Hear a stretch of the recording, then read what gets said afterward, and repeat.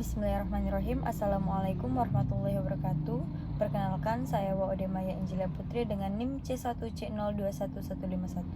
Baiklah, di sini saya akan menjelaskan secara singkat kasus perhitungan pajak penghasilan atau contoh soalnya.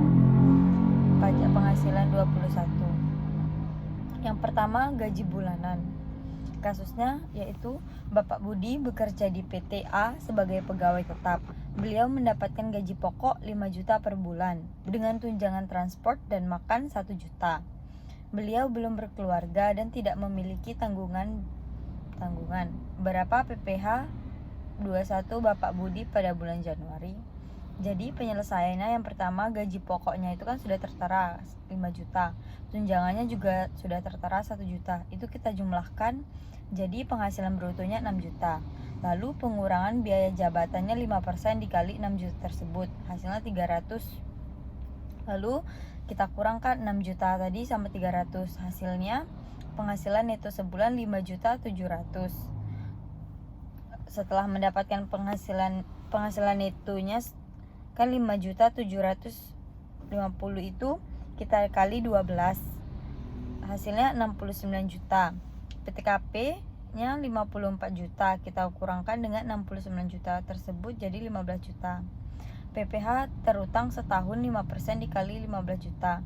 PPh pasal 21 bulan Juli 750 dibagi 12, jadi 62.500.000. Lalu lanjut ke gaji mingguan. Mentari belum menikah pada tahun 2020. Bekerja sebagai pegawai tetap pada perusahaan PT Kutu. Menerima gaji yang dibayar mingguan sebesar 1.500.000. Besar PPh 21-nya seminggu.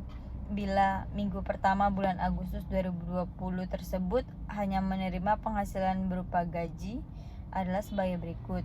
Gaji 4 dikali 1.500.000, hasilnya 6 juta. Lalu pengurangan biaya jabatan 5% dikali 6 juta tersebut tadi seperti yang di gaji bulanan kita awal itu. 300. Jadi penghasilan neto sebulannya sama, itu 5.700.000. Lalu penghasilan neto setahun 12 dikali 5.700.000-nya hasilnya 68.400.000. PTKP setahun untuk WP sendiri.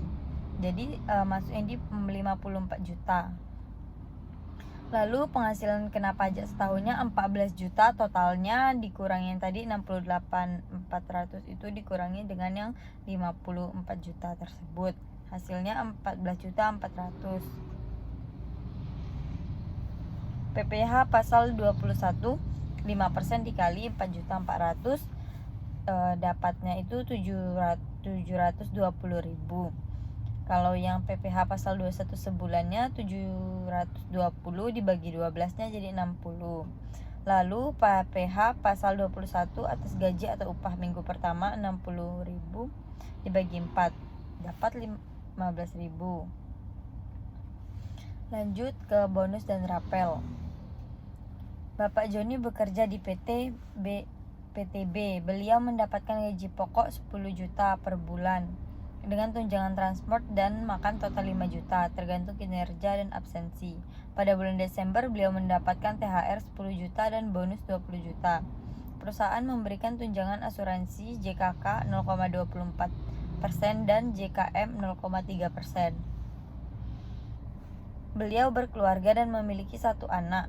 Berapa PPh 21 Bapak Joni pada bulan Juli? Penyelesaiannya yang pertama itu sama seperti awal tadi, yaitu gaji pokoknya dikurangi tunjangan 10 juta, gaji pokok dikurang tunjangannya 5 juta. Lalu kalau di bonus dan rapel ini ada tambahan JKK yaitu 0,24% dikali 10 juta, hasilnya 24.000. Lalu JKM 0,3% dikali 10 juta, hasilnya 30.000. Nah, dari hasil 10 juta, 5 juta, 24.000 dan 30.000 itu kita jumlahkan, hasilnya 15.054.000. Penghasilan teratur sebulannya. Penghasilan neto setahun 12 dikali 15 juta 54.000 dikali 12 kan hasilnya 180 juta 180.648.000. Lalu penghasilan tidak teraturnya THR-nya 10 juta, bonusnya 20 juta. Jadi kita jumlahkan itu penghasilan brutonya 210.648.000.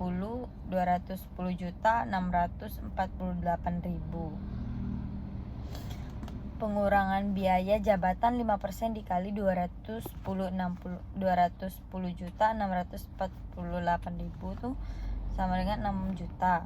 Maksnya 6 juta per tahun kan. Lalu penghasilan setahunnya itu jadinya 240.648.000. PTKP atau K1 nya 63 juta. Penghasilan kena pajak setahun 141.648.000. PPh terutang setahunnya 5% dikali 50 juta sama dengan 2.500.000. Lalu 5% dikali 91.648.000 ialah 13.747.200. Totalnya 200.500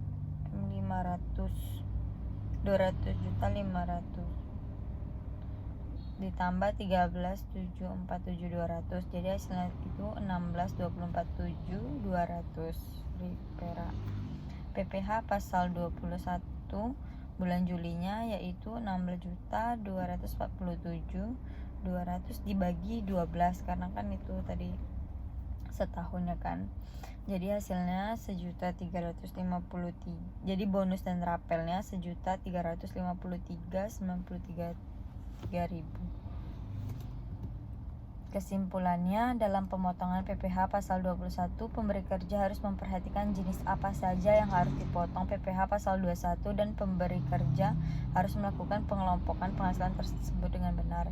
Menghitung PPh pasal 21 atas penghasilan tetap dan teratur setiap bulan terlebih dahulu dihitung seluruh penghasilan bruto yang diterima selama sebulan, yaitu meliputi gaji seluruh dan tunjangan setiap yang diterima setiap bulan oleh PNS. Baiklah, terima kasih. Hanya itu saja. Mohon maaf jika banyak kesalahan. Saya akhiri dengan wassalamualaikum warahmatullahi wabarakatuh.